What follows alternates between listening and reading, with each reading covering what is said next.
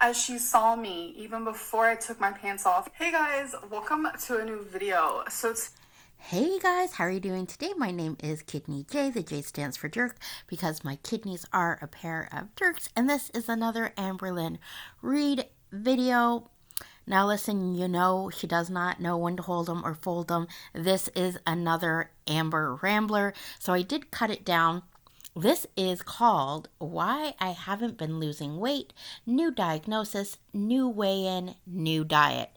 So let's get into it. I'm gonna try not to talk as much.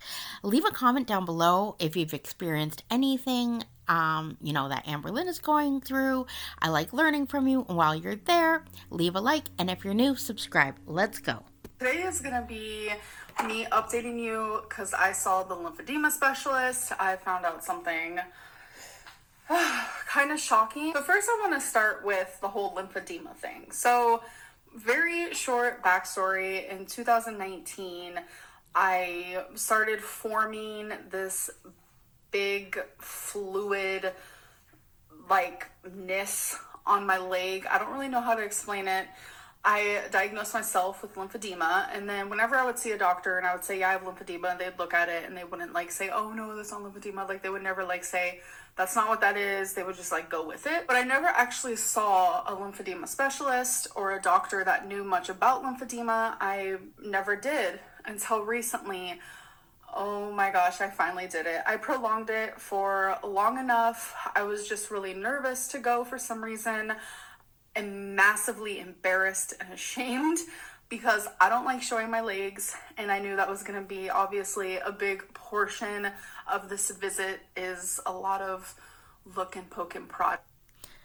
How many of you, when she said legs, spelt it out in your head? Laaygs. I did. Okay, so let's just unpack a little bit of what she said. That she would have this fluid type thing on her leg, and whenever she went to a doctor, she would say, oh yeah, because they do ask you if you have any other issues going on than what you're there to see them for, and she'd say, oh yeah, that's my lymphedema. Usually there's follow-up questions like, when was that diagnosed and does it bother you? I don't know if that's the case with me. I don't know, something that's not related to my kidney disease would be hypothyroidism. I have a slow thyroid.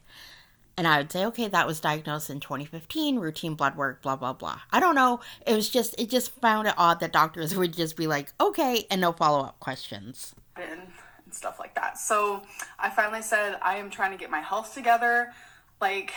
It's been about a year now that I have been following doctor's instructions. I have been advocating for myself. So I want to say that this lymphedema specialist is more than that. She also is a specialist in lipedema. I don't. So, Amberlynn, it's lipedema, like lipedema. Really know how to pronounce it very well, but I need to learn, and you'll know why. She has been a specialist for over 30 years, so her knowledge was mind-blowing. This appointment was 2 hours long, and as soon as she saw me, even before I took my pants off, she knew exactly what it was. And then I had to obviously take off my clothing, and she really saw. I do have a little bit of lymphedema. I do. But what I'm actually experiencing is lipedema. It is a disease that not a lot of people have, but... Okay, I do think a lot of people do have it. So she just quickly brushed over the fact that she does have lymphedema, and there is a difference between lipedema and lymphedema. So lymphedema is a collection of fluid basically in one part of usually the lower body, the leg. Lipedema, oh, by the way, the lymphedema, most common cause, obesity, because your lymphatic system is compromised, and they don't know exactly why it's correlated with obesity, but they do think it's because of extra fatty tissue sort of blocking the channels of the, the lymphatic channels. So she does have that. Let's not just like gloss over that. Amberlynn, you do have that as well. But she also was diagnosed, I hope it was a firm diagnosis, with lipedema. Lipedema, which is a chronic disorder. And the difference between that and lymphedema is it is can be, for an average weight person, overweight person, but the buildup is caused, is presented, I guess, symmetrically on both sides evenly.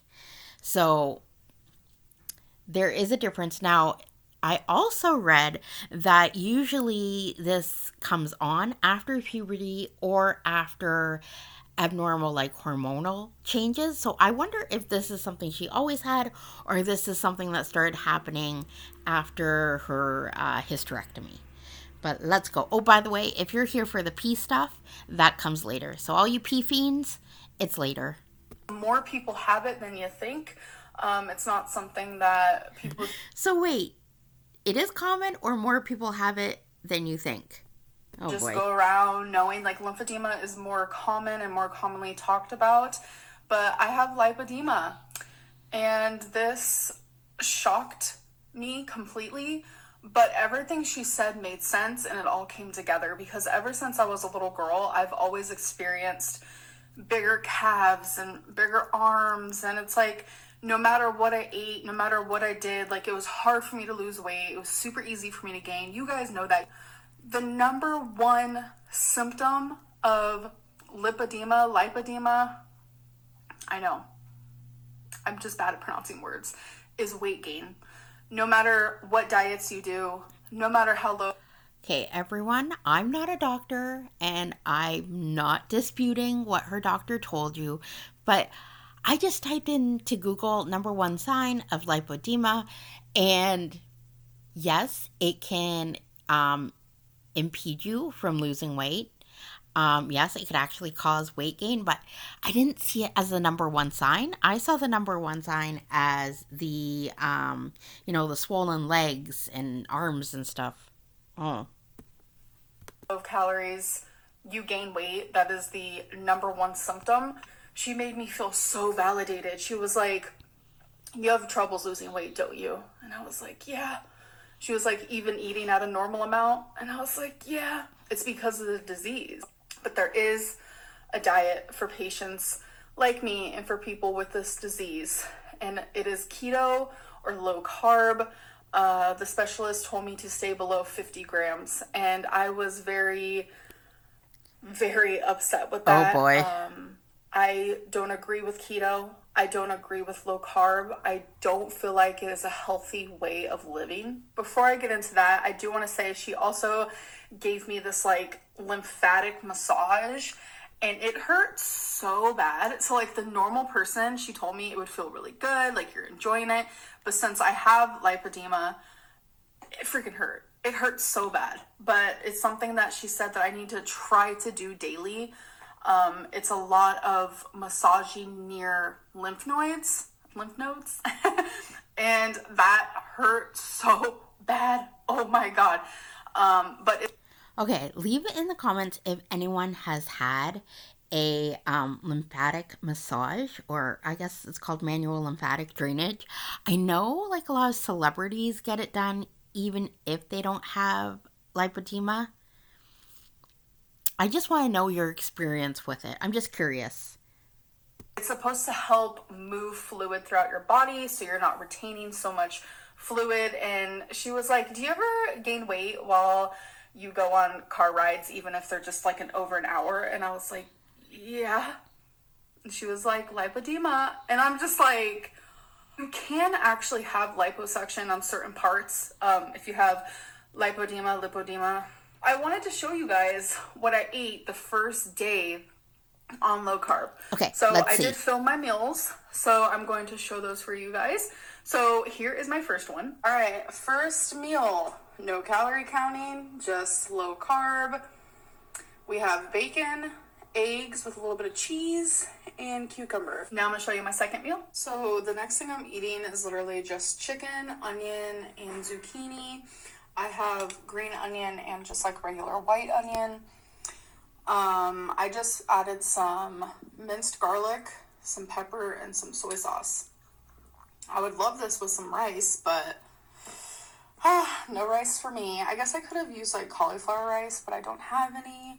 Okay, so I guess this is her first day, so I don't know, maybe she wasn't prepared. But I know that right there would not satiate me at all. So maybe next time I'll add that to it just to add some like volume. Here is my third meal. So next meal, I made a taco salad. So we have lettuce, ground turkey. That looks with good. Some taco seasoning. There is zucchini also just for more hidden vegetables.